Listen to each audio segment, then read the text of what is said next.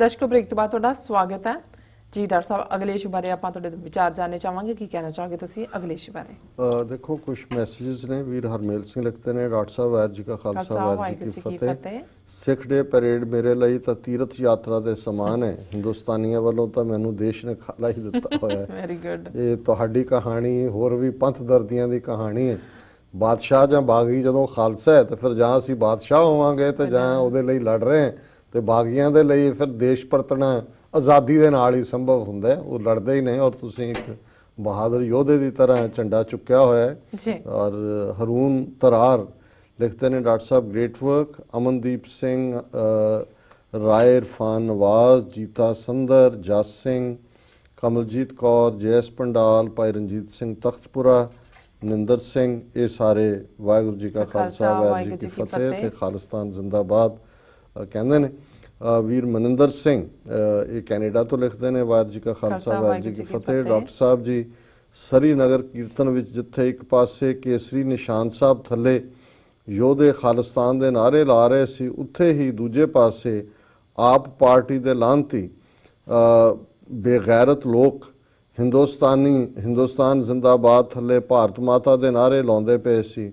उन्हां लांतियां नूं तुसी भी अपने ढंग नाल थोड़ियां बहुतियां लांतां पाओ जी। धन्नवाद। ਜਦੋਂ ਭਾਈ ਸਾਹਿਬ ਮਨਿੰਦਰ ਸਿੰਘ ਜੀ ਤੁਸੀਂ ਜਿਹੜਾ ਉਹ ਇਹਨਾਂ ਨੂੰ ਲਾਂਤੀ ਵਾਲੇ ਲਕਬ ਦੇ ਨਾਲ ਯਾਦ ਕਰ ਲਿਆ, ਫਿਰ ਤਾਂ ਨਾਲ ਬੰਦਾ ਹਰਦੂ ਲਾਹਨਤ ਹੀ ਜੋੜ ਦਿੰਦਾ, ਹਰਦੂ ਜੋੜ ਸਕਦਾ। ਮੈਂ ਸਮਝਦਾ ਵੀ ਇਹ ਜਿਹੜਾ ਜਦੋਂ ਅਸੀਂ ਦੇਖਦੇ ਹਾਂ ਵੀ ਕਿਸ ਤਰੀਕੇ ਨਾਲ ਨੈਟਵਰਕ ਆਪਣਾ ਕੰਮ ਕਰਦੇ ਨੇ, ਸੋ ਇਹ ਠੀਕ ਨਹੀਂ ਹੈ। ਔਰ ਅਸੀਂ ਜੇ ਪਹਿਲੇ ਦਿਨ ਤੋਂ ਹੀ ਇਹ ਗੱਲ ਸਮਝਦੇ ਸੀ ਕਿ ਵੀ ਇੱਕ ਪਾਸੇ ਗਾਂਧੀਵਾਦੀ ਵਿਚਾਰਧਾਰਾ ਨੇ ਕਿਵੇਂ ਸਾਡਾ ਨੁਕਸਾਨ ਕੀਤਾ, ਤੇ ਹੁਣ ਕੇਜਰੀਵਾਲ ਜਾਂ ਆਮ ਆਦਮੀ ਪਾਰਟੀ ਦਾ ਤਾਂ ਹੈ ਹੀ ਗਾਂਧੀਅਨ ਆਈਡੀਓਲੋਜੀ, ਬਿਲਕੁਲ ਉਹੀ ਟੋਪੀ ਔਰ ਉਹੀ ਜਿਹੜਾ ਉਸ ਕਿਸਮ ਦਾ ਰਾਸ਼ਟਰਵਾਦ। ਸੋ ਮੈਨੂੰ ਨਹੀਂ ਪਤਾ ਵੀ ਇਹ ਕਿੰਨੀ ਕੁ ਦੇਰ ਸਰਵਾਈਵ ਕਰਨਗੇ। ਬਾਹਰ ਵੀ ਜਿਹੜੇ ਇਵੇਂ ਝੰਡੇ ਚੁੱਕੇ ਹੋਏ ਨੇ, ਪਰ ਉਹਨਾਂ ਨੇ ਕੋਸ਼ਿਸ਼ ਕੀਤੀ ਸਾਡੇ ਰੈਂਕਸ ਨੂੰ ਡਿਵਾਈਡ ਕਰਨ ਦੇ, ਪਰ ਚੋਣ ਨਤੀਜਿਆਂ ਤੋਂ ਬਾਅਦ ਬਹੁਤ ਸਾਰੇ ਤਾਂ ਕਾਫੂਰ ਹੋ ਗਏ। ਰਹਿੰਦਿਆਂ ਨੂੰ ਵੀ ਸਾਡੇ ਉਹਨਾਂ 'ਚ ਕੁਝ ਭਰਾ ਵੀ ਨੇ ਜਿਹੜੇ ਕਿ ਗੁੰਮਰਾਹ ਨੇ, ਹੌਲੀ ਹੌਲੀ ਉਹਨਾਂ ਨੂੰ ਸਮਝ ਆ ਜਾਏਗੀ। ਸੋ ਇਹਨਾਂ ਦਾ ਬਹੁਤ ਬਹੁਤ ਧੰਨਵਾਦ ਜੀ।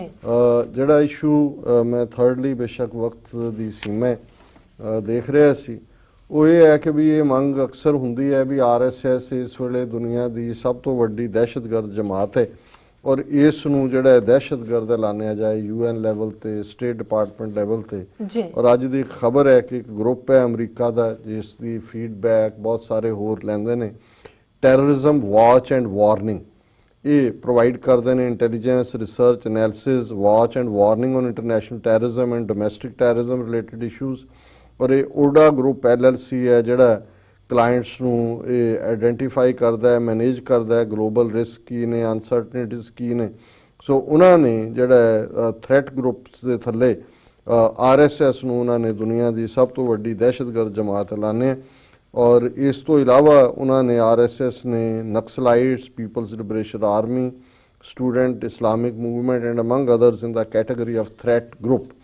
ਹੁਣ ਜਿਹੜਾ ਵੈਬਸਾਈਟ ਦੇ ਉੱਤੇ ਉਹਨਾਂ ਨੇ ਕਿਹਾ RSS is a shadowy discriminatory group that seeks to establish a Hindu Rashtra, a Hindu nation. The group is considered the radical ideological parent group of India's ruling Hindu Nationalist Party, the Indian People's Party. उन्होंने कहा जी ये ਜਿਹੜੀ ਹੈ ਉਹਨਾਂ ਦੀ ਮਾਂ ਹੈ ਜਿਹੜੀ ਇਸ ਵੇਲੇ ਭਾਰਤ ਦੇ ਵਿੱਚ ਰਾਜ ਕਰ ਰਹੀ ਹੈ BJP, ਔਰ ਇਹ ਹਿੰਦੂ ਰਾਸ਼ਟਰ ਐਸਟੈਬਲਿਸ਼ ਕਰਨਾ ਚਾਹੁੰਦੇ ਨੇ। The RSS is a Hindu nationalist movement, a right wing group that was founded in 1925, 1925 ਚ ਇਸ ਗਰੁੱਪ ਦੀ ਫਾਊਂਡੇਸ਼ਨ ਰੱਖੀ ਗਈ ਸੀ। Their philosophy called Hindutva was termed fascist by communists and their main demand of the central government was that it stop appeasing Muslims।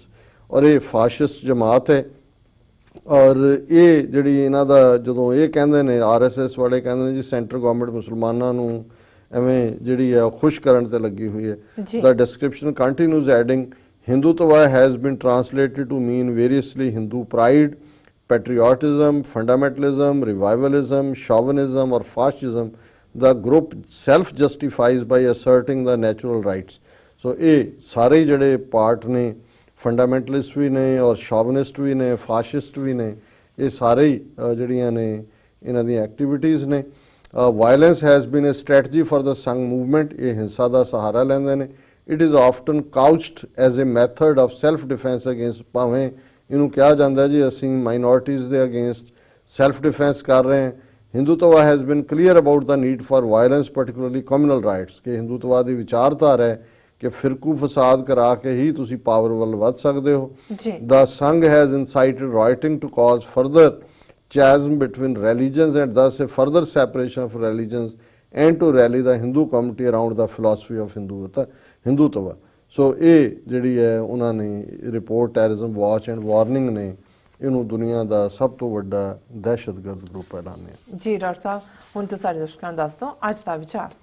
ਜਿਵੇਂ ਅਸੀਂ ਪਹਿਲੇ ਦਿਨ week ਦੇ ਜਦੋਂ ਕਰਦੇ ਹਾਂ ਨਵੇਂ ਵੀਕ ਦਾ ਪ੍ਰੋਗਰਾਮ ਜੀ, ਭਾਈ ਗੁਰਦਾਸ ਜੀ ਦੇ ਕਵਿਤ ਸਵਈਏ ਨੂੰ ਚੁਣਦੇ ਤਾਂ ਉਹਨਾਂ ਦਾ 174 ਨੰਬਰ ਸਵਈਆ ਬ੍ਰਿਜ ਭਾਸ਼ਾ 'ਚ, ਜਿਹਦੇ 'ਚ ਕਿ ਜਿਵੇਂ ਭਾਈ ਸਾਹਿਬ ਦਾ ਇੱਕ ਫਿਲਸੋਫੀਕਲ ਐਸੇ ਮੈਟਾਫਰ ਭਾਈ ਸਾਹਿਬ ਇਸਤੇਮਾਲ ਕਰਦੇ ਨੇ ਜੀ, ਔਰ ਅਲਟੀਮੇਟਲੀ ਗੁਰੂ ਦਾ ਸਿੱਖ ਹੋਣ ਦੇ ਉਸ ਫਲਸਫੇ ਦੇ ਉੱਤੇ ਔਰ ਸੰਗਤ ਦੀ ਅਹਿਮੀਅਤ, ਨਾਮ ਸਿਮਰਨ ਦੀ ਅਹਿਮੀਅਤ, ਚੰਗੀ ਸੰਗਤ 'ਚ ਹੋਣਾ, ਇਸ ਦੇ ਉੱਤੇ ਇਹ ਸਵਈਆ ਅੱਜ ਦਾ ਜਿਹੜਾ ਹੈ ਉਸ ਦਾ ਆਧਾਰ ਹੈ। ਤਨਕ ਹੀ ਜਾਵਨ ਕੈ ਦੂਧ ਦਦ ਹੋਤ ਜੈਸੇ, ਤਨਕ ਹੀ ਕਾਂਜੀ ਪਰੈ ਦੂਧ ਫਟ ਜਾਤ ਹੈ। ਤਨਕ ਹੀ ਬੀਜ ਬੋਏ ਬਿਰਖ ਬਿਥਾਰ ਹੋਏ, ਤਨਕ ਹੀ ਚਿਨਗ ਪਰੇ ਪਸਮ ਹੋਏ ਸਮਾਤ ਹੈ। ਤਨਕ ਹੀ ਖਾਏ ਬਿਖ ਹੋਤ ਹੈ ਬਿਨਾਸ਼ ਕਾਲ, ਤਨਕ ਹੀ ਅੰਮ੍ਰਿਤ ਕੈ ਅਮਰ ਹੋਏ ਗਾਤ ਹੈ। ਸੰਗਤ ਅਸਾਧ ਸਾਧ ਗਨਕਾ ਬਿਵਾਇਤਾ ਜਿਉ, ਤਨਕ ਮੈਂ ਉਪਕਾਰ ਉਹ ਵਿਕਾਰ ਘਾਤ ਹੈ। ਜੀ, ਭਾਈ ਸਾਹਿਬ ਕਹਿੰਦੇ ਨੇ ਕਿ ਖੱਟਾ ਕਿੰਨਾ ਕੁ ਹੁੰਦਾ, ਬਹੁਤ ਥੋੜਾ ਜਿਹਾ, ਲੇਕਿਨ ਉਹ ਦੁੱਧ ਨੂੰ ਦਹੀਂ ਬਣਾ ਦਿੰਦਾ। ਜਿਉਂ ਹੀ ਤੁਸੀਂ ਉਸ ਦੇ ਵਿੱਚ ਦੁੱਧ ਪਾਉਂਦੇ ਹੋ ਖੱਟੇ ਦੇ ਨਾਲ, ਉਸ ਨੂੰ ਜਾਵਨ ਕਹਿੰਦੇ ਨੇ। ਤਨਕ ਹੀ ਜਾਵਨ ਕੈ ਦੂਧ ਦਦ ਹੋਤ ਜੈਸੇ, ਦਦ ਦਹੀਂ ਨੂੰ ਕਹਿੰਦੇ ਕਿ ਥੋੜਾ ਜਿਹਾ ਖੱਟਾ ਕਿੰਨੇ ਸਾਰੇ ਦੁੱਧ ਨੂੰ ਜਮਾ ਕੇ ਦਹੀਂ ਬਣਾ ਦਿੰਦਾ। ਤਨਕ ਹੀ ਕਾਂਜੀ ਪਰੈ ਦੂਧ ਫਟ ਜਾਤ ਹੈ, ਦੁੱਧ ਦਾ ਭਾਵੇਂ ਟੱਪ ਭਰਿਆ ਹੋਏ, ਉਹਦੇ 'ਚ ਕੁਛ ਬੂੰਦਾਂ ਸਿਰਕੇ ਦੀਆਂ ਪਾ ਦਿਓ, ਵਿਨੇਗਰ ਦੀਆਂ, ਸਿਟਰਿਕ ਐਸਿਡ ਦੀਆਂ, ਨਿੰਬੂ ਪਾਣੀ ਦੀਆਂ, ਸਾਰੇ ਦਾ ਸਾਰਾ ਦੁੱਧ ਜਿਹੜਾ ਹੈ ਉਹ ਫਟ ਜਾਂਦਾ। ਕਾਂਜੀ ਦੀਆਂ ਉਹ ਸਾਰੇ ਜਿਹੜੇ ਨੇ ਸਿਟਰਿਕ ਐਸਿਡ ਹੀ ਹੁੰਦਾ ਜੀ। ਤਨਕ ਹੀ ਬੀਜ ਹੋਏ ਬਿਰਖ ਬਿਥਾਰ ਹੋਏ, ਕਿ ਹੁਣ ਇੰਨੇ ਵੱਡੇ ਦਰਖਤ ਬੋੜ ਦਾ ਹੋਏ, ਪਿੱਪਲ ਦਾ ਹੋਏ, ਇੱਕ ਨਿੱਕਾ ਜਿਹਾ ਕਿੰਨਾ ਛੋਟਾ ਬੀਜ ਹੁੰਦਾ, ਉਸ ਬੀਜ ਚੋਂ ਹੀ ਕਿੰਨਾ ਵੱਡਾ ਦਰਖਤ ਬਣ ਜਾਂਦਾ। ਤੇ ਤਨਕ ਹੀ ਚਿਨਕ ਪਰੇ ਭਸਮ ਹੋਏ ਸਮਾਤ ਹੈ, ਜੇ ਬੀਜ ਚੋਂ ਦਰਖਤ ਬਣਦਾ ਹੈ ਤੇ ਇੱਕ ਅੱਗ ਦੀ ਚਿੰਗਾਰੀ ਉਹਦੇ ਤੇ ਪੈ ਜਾਏ ਤੇ ਉਹਨੂੰ ਭਸਮ ਕਰਕੇ ਰੱਖ ਦਿੰਦੀ ਹੈ। ਇਸੇ ਤਰ੍ਹਾਂ ਤਨਕ ਹੀ ਖਾਏ ਬਿਖ ਹੋਤ ਹੈ ਬਿਨਾਸ਼ ਕਾਲ, ਕਿ ਜ਼ਹਿਰ ਇੰਨਾ ਕੁ ਤੁਸੀਂ ਲੈਂਦੇ ਹੋ, ਆਰਸੈਨਿਕ ਲੋ ਜਿਹਨੂੰ ਸੰਖਿਆ ਕਹਿੰਦੇ ਨੇ, ਦੂਜਾ ਸਾਇਨਾਈਡ ਬਾਰੇ ਤਾਂ ਅਕਸਰ ਹੁੰਦਾ ਵੀ ਅੱਜ ਤੱਕ ਉਹਦਾ ਕੋਈ ਸਵਾਦ ਨਹੀਂ ਦੱਸ ਸਕਿਆ, ਜੀਭ ਨੂੰ ਲੱਗਦਾ ਤੇ ਮੌਤ ਹੋ ਜਾਂਦੀ ਹੈ। ਤਨਕ ਹੀ ਖਾਏ ਬਿਖ ਹੋਤ ਹੈ ਬਿਨਾਸ਼ ਕਾਲ, ਕਿ ਥੋੜਾ ਜਿਹਾ ਜ਼ਹਿਰ ਜਿਹੜਾ ਹੈ ਉਹ ਇੱਕਦਮ ਤੁਹਾਡਾ ਵਿਨਾਸ਼ ਕਰ ਦਿੰਦਾ, ਐਂਡ ਕਰ ਦਿੰਦਾ। ਤਨਕ ਹੀ ਅੰਮ੍ਰਿਤ ਕੈ ਅਮਰ ਹੋਏ ਗਾਤ ਹੈ, ਹੁਣ ਜਦੋਂ ਅਸੀਂ ਅੰਮ੍ਰਿਤ ਛਕਾਉਣ ਵਾਲੇ 5 ਘੁੱਟ ਅੰਮ੍ਰਿਤ ਦੇ ਅੰਦਰ ਜਾਂਦੇ ਨੇ ਜੀ, ਤੇ 5 ਘੁੱਟ ਤੁਹਾਨੂੰ ਮੌਤ ਦੇ ਡਰ ਚੋਂ ਸੁਰਖਰੂ ਕਰ ਦਿੰਦੇ ਨੇ। ਅੰਮ੍ਰਿਤ ਦਾ ਮਤਲਬ ਹੀ ਹੈ ਕਿ ਮ੍ਰਿਤ ਤੋਂ ਦੂਰ, ਜਿਹੜਾ ਨਾ ਮਰੇ, ਸਰੀਰ ਨੇ ਤਾਂ ਮਰਨਾ ਲੇਕਿਨ ਮੌਤ ਦਾ ਡਰ ਖਤਮ ਹੋ ਜਾਣਾ ਜਿਹੜਾ ਉਹ ਭਾਈ ਸਾਹਿਬ ਕਹਿੰਦੇ ਨੇ ਤਨਕ ਹੀ ਅੰਮ੍ਰਿਤ ਕੈ ਅੰਮ੍ਰਿਤ ਹੋਏ ਗਾਤ ਹੈ, ਕਿ ਅੰਮ੍ਰਿਤ ਦਾ ਥੋੜਾ ਅੰਮ੍ਰਿਤ ਤੁਹਾਨੂੰ ਉਸ ਜ਼ਿੰਦਗੀ ਦੇ ਦਿੰਦਾ, ਮੌਤ ਚੋਂ ਕੱਢ ਲੈਂਦਾ। ਸੰਗਤ ਅਸਾਧ ਸਾਧ ਗਨਕਾ ਵਿਵਾਹਿਤਾ ਜਿਉ, ਹੁਣ ਅਕਸਰ ਜਦੋਂ ਗਨਕਾ ਸ਼ਬਦ ਇਸਤੇਮਾਲ ਹੁੰਦਾ ਹੈ ਇਹ ਲੂਜ਼ ਕੈਰੈਕਟਰ, ਮਾੜੇ ਆਚਰਨ ਦੇ ਲਈ, ਔਰ ਵਿਵਾਹਿਤਾ ਜਿਹਨੂੰ ਅਸੀਂ ਗ੍ਰਸਤ ਜੀਵਨ ਦੇ ਵਿੱਚ ਇੱਕ ਆਪਣੀ ਟਰੂਥਫੁਲਨੈਸ ਕਹਿੰਦੇ ਹਾਂ ਜੀ। ਸੋ ਭਾਈ ਸਾਹਿਬ ਨੇ ਇਸੇ ਤਰ੍ਹਾਂ ਅਸਾਧ ਤੇ ਸਾਧ, ਉਹ ਲੋਕ ਜਿਹੜੇ ਮਾੜੀ ਸੰਗਤ 'ਚ ਬਹਿੰਦੇ ਨੇ, ਭਾਵੇਂ ਉਹਨਾਂ ਦਾ ਜਿੰਨੀ ਮਰਜ਼ੀ ਚੰਗੀ ਕਮਾਈ ਹੋਏ, ਜੇ ਮਾੜੀ ਸੰਗਤ ਮਿਲੇਗੀ, ਅਸਾਧ ਮਿਲਣਗੇ, ਤੇ ਜਿਵੇਂ ਇੱਕ ਕਿਣਕਾ ਅੱਗ ਦਾ ਭਸਮ ਕਰ ਦਿੰਦਾ ਹੈ ਦਰਖਤ ਨੂੰ, ਥੋੜਾ ਜਿਹਾ ਖੱਟਾ ਸਾਰੇ ਦੁੱਧ ਦਾ ਦਹੀਂ ਬਣਾ ਦਿੰਦਾ ਹੈ, ਨਿੱਕਾ ਜਿਹਾ ਬੀਜ ਜਿਹੜਾ ਉਹ ਦਰਖਤ ਬਣਾ ਦਿੰਦਾ, ਔਰ ਥੋੜਾ ਜਿਹਾ ਜ਼ਹਿਰ ਜਿਹੜਾ ਮੌਤ ਦੇ ਦਿੰਦਾ। ਇਵੇਂ ਹੀ ਈਵਨ ਥੋੜੀ ਸੰਗਤ ਵੀ ਕਿਸੇ ਮਾੜੇ ਦੇ ਨਾਲ, ਐਵੇਂ ਨਹੀਂ ਅਸੀਂ ਅਰਦਾਸ ਮੰਗਦੇ ਕਿ ਸਹੀ ਗੁਰਮੁਖ ਪਿਆਰੇ ਮੇਲ ਜਿਨ੍ਹਾਂ ਮਿਲਿਆ ਤੇਰਾ ਨਾਮ ਚਿਤਾਵੇ, ਕਿ ਵੀ ਤੁਹਾਨੂੰ ਇੱਕ ਵੀ ਐਸਾ ਮੱਥੇ ਲੱਗ ਜਾਏ ਉਹ ਤੁਹਾਡਾ ਸਾਰਾ ਦਿਨ ਖਰਾਬ ਕਰ ਦਿੰਦਾ। ਔਰ ਤੁਹਾਨੂੰ ਜੇ ਕੋਈ ਨੈਗੇਟਿਵ ਜਾਂਦਾ ਵੀ ਗੱਲ ਕਹਿ ਜਾਏ, ਭਾਵੇਂ ਤੁਸੀਂ ਉਹਨੂੰ ਦੁਤਕਾਰ ਹੀ ਦਿਓ, ਪਰ ਉਹ ਤੁਹਾਡੇ ਤੇ ਅਸਰ ਰੱਖਦੀ ਹੈ।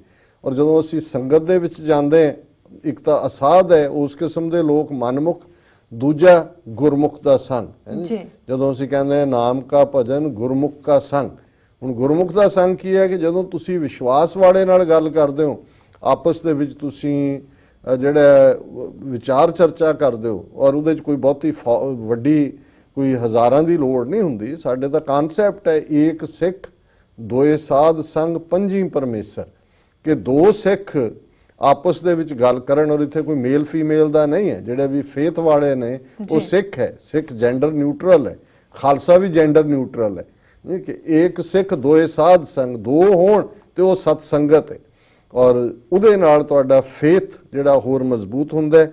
ਤਨਕ ਮੈਂ ਉਪਕਾਰ ਔ ਵਿਕਾਰ ਘਾਤ ਹੈ, ਕਿ ਇਧਰ ਤੁਹਾਨੂੰ ਸਤ ਸੰਗਤ ਉਪਕਾਰ ਵੱਲ ਲੈ ਜਾਂਦੀ ਹੈ, ਤੇ ਉਧਰ ਜਿਹੜੀ ਮਾੜੀ ਸੰਗਤ ਹੈ, ਮਾੜਾ ਸਾਥ ਹੈ, ਵਿਕਾਰ ਘਾਤ ਹੈ, ਤੁਹਾਡੇ ਮਨ 'ਚ ਵਿਕਾਰ ਭਰ ਦਿੰਦਾ ਹੈ, ਨਾ ਪੱਖੀ ਗੱਲਾਂ ਔਰ ਦੂਸਰੇ ਜਿਹੜੇ ਭਾਵ ਨੇ ਉਹ ਹੁੰਦੇ ਨੇ।